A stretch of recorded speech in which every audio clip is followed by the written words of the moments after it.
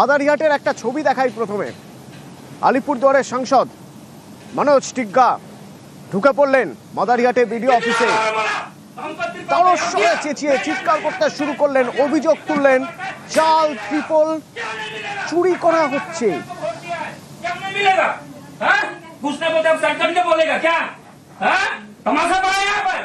तमाशा party करने यहाँ पर कि वीडियोगिरी करना तो वीडियोगिरी करो, पार्टी करना तो टीएमसी का झंडा लेके घूमो, टीएमसी का झंडा लेके घूमो। कोई बात नहीं सुनेगा। अब कितना बार बोला आपको प्लास्टिक का आप दिया? मैं एक एमपी हूँ, क्या सम्मान दिया आप? मैं कितना बार बोला आपको? कितना बार बोला आपको?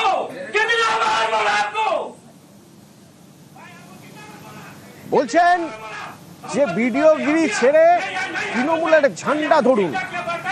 মনোজ টিগ্গা এত রেগে গেলেন কেন? আমার সঙ্গে আলিপুরদুয়ার থেকে রাজকুমার রয়েছে সরাসরি। রাজকুমার, অভিযোগ ছিল কিছু মনোজ টিগ্গার কাছে, তিনি এরকম রেগে গেলেন।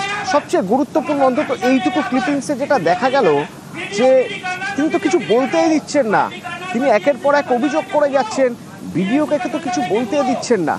আরও একটা বিষয় তোমার থেকে জানার চেষ্টা করব যে একটা প্রশাসনিক অফিসে একজন সাংসদ ঢুকছেন, ঢুকে একজন পদস্থ কর্তাকে এইভাবে হুমকি দিচ্ছেন, ঝামেলা করছেন, ভিডিওকে করবেন।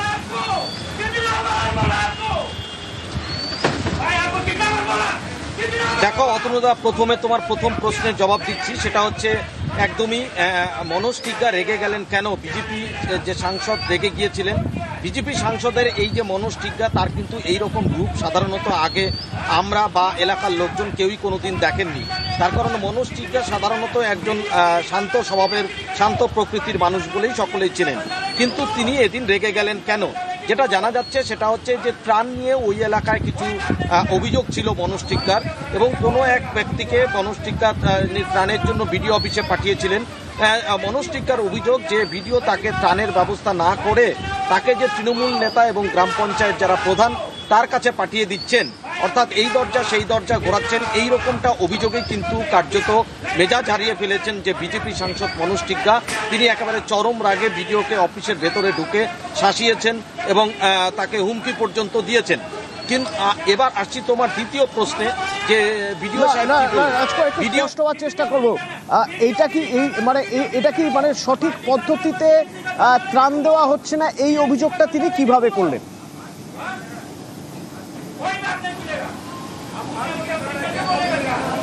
দেখো অতনুদা, যেটা প্রশাসনের যেটা বক্তব্য, ত্রাণ যেভাবে যে প্রক্রিয়া ভিডিও নিয়েছেন সেই প্রক্রিয়াই সঠিক। তার কারণ হচ্ছে যে কোনো গ্রাম পঞ্চায়েত এলাকা থেকে সরাসরি যদি কেউ ত্রাণের জন্য আসে, ওইভাবে সবসময় ভিডিও অফিস থেকে সরাসরি ত্রাণ দেওয়া হয় না।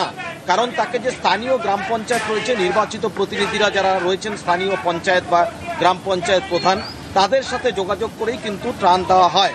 ফলে ভিডিও একটু সঙ্গে থাকো প্লিজ, একটু সঙ্গে থাকো। উদয়ন গুহ রয়েছেন আমার সঙ্গে।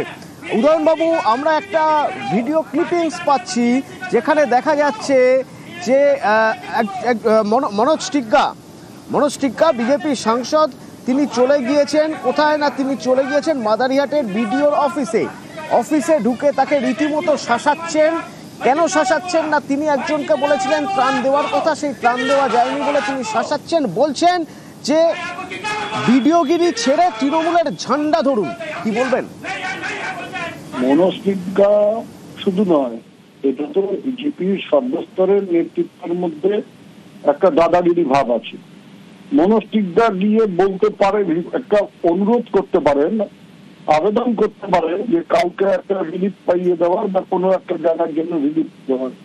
উনি কোনো দাবি করতে পারেন না, কারণ ত্রিস্তরীয় পঞ্চায়েত ব্যবস্থা সম্বন্ধে ওনার কোনো ধারণা নেই যে বিডিওদের যে এই ধরনের কাজ করতে হবে প্রধান পঞ্চায়েত সমিতির সদস্যদের মারফত।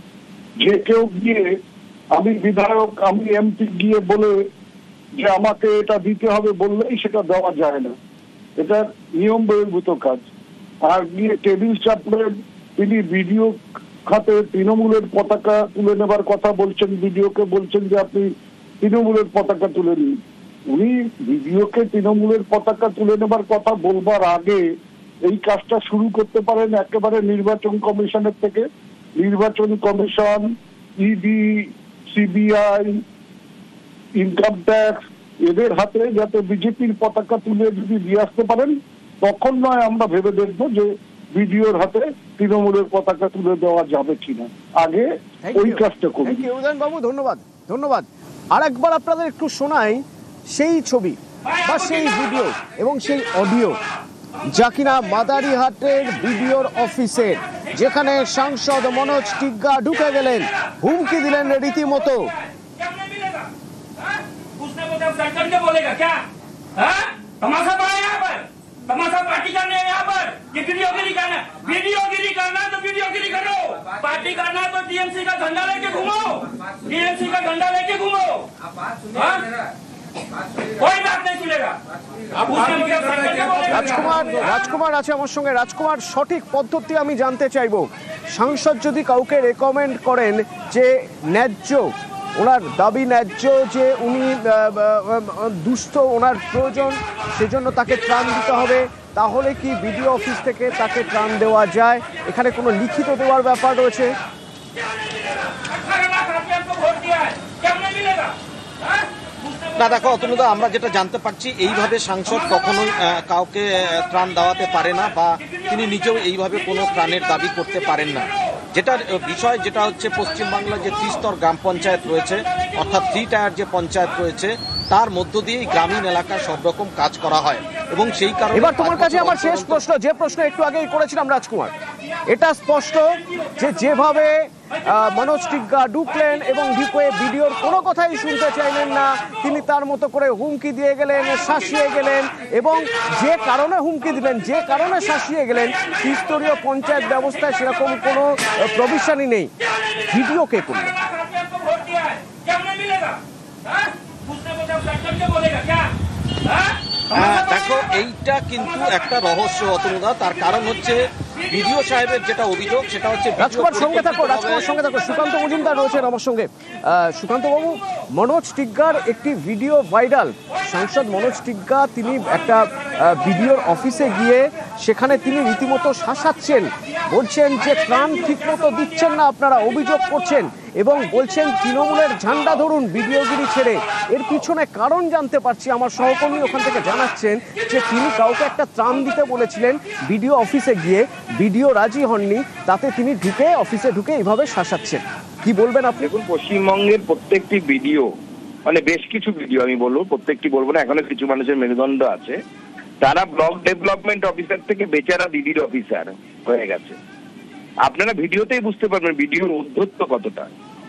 একজন 15 লক্ষ 18 লক্ষ লোক একটি লোকসভায় থাকে, তার প্রতিনিধি, নির্বাচিত প্রতিনিধি দাঁড়িয়ে কথা বলছে, আর একজন WBCS অফিসার সে বসে আছে সেখানে।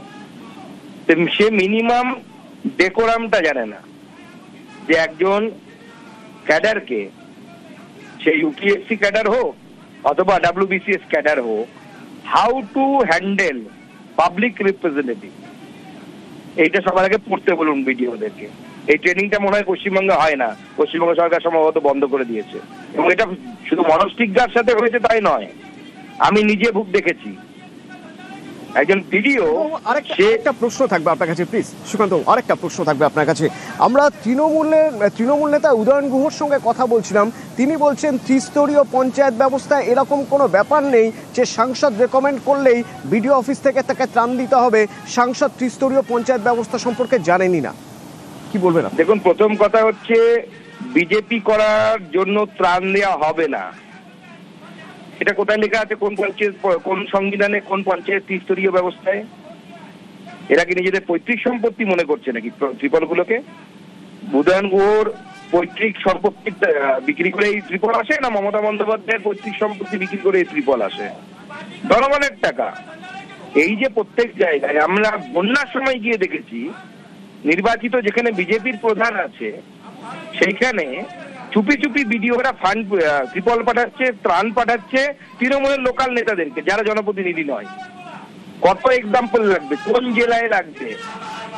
তৃণমূলের নেতাদেরকে বলুন যে অমুক জেলায় এক্সাম্পল দিয়ে দেখাতে, আমরা বিগত দিনের এক্সাম্পল দিয়ে দেবো, ডেট, তারিখ, মাস সহ দিয়ে দেবো। ধন্যবাদ সুকান্ত বাবু, ধন্যবাদ।